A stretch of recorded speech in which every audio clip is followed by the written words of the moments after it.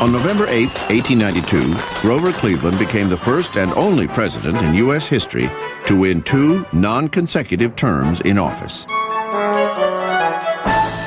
He had campaigned on a platform to reduce the McKinley Tariff, and the people had responded overwhelmingly, electing him to a return engagement by a landslide.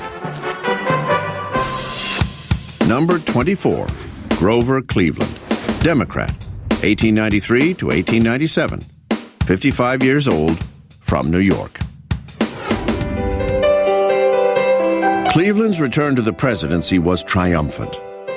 With his young wife Frances and their new daughter, baby Ruth, the Clevelands were more popular than ever.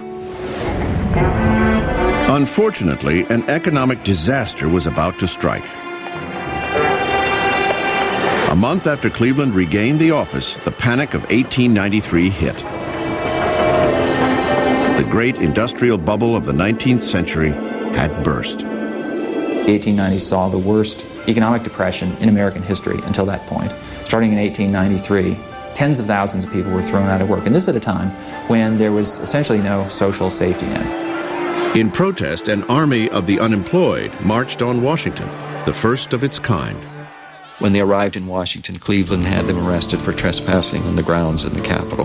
Grover Cleveland might well feel compassion for the poor and those in want, but he didn't think it was the national government's responsibility to provide jobs in a depression or help of any kind. He was not a cruel man or an uncompassionate man.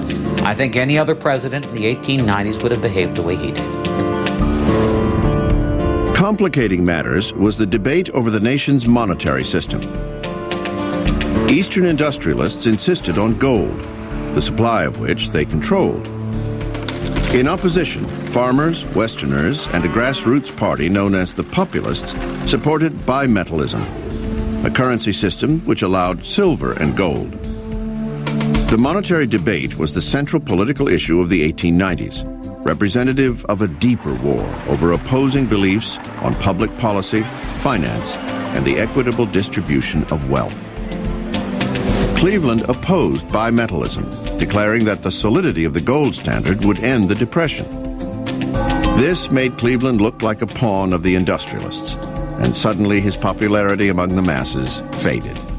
I find him in many ways a fascinating figure and an admirable figure. I just wish he had only been elected to 1 term. I think the 2nd term was a great misfortune for him and for the country.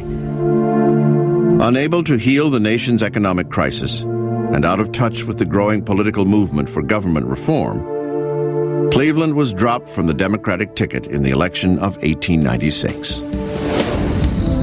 When Grover Cleveland exited the White House for the final time, he left a legacy as the last of the laid-back 19th century-style presidents.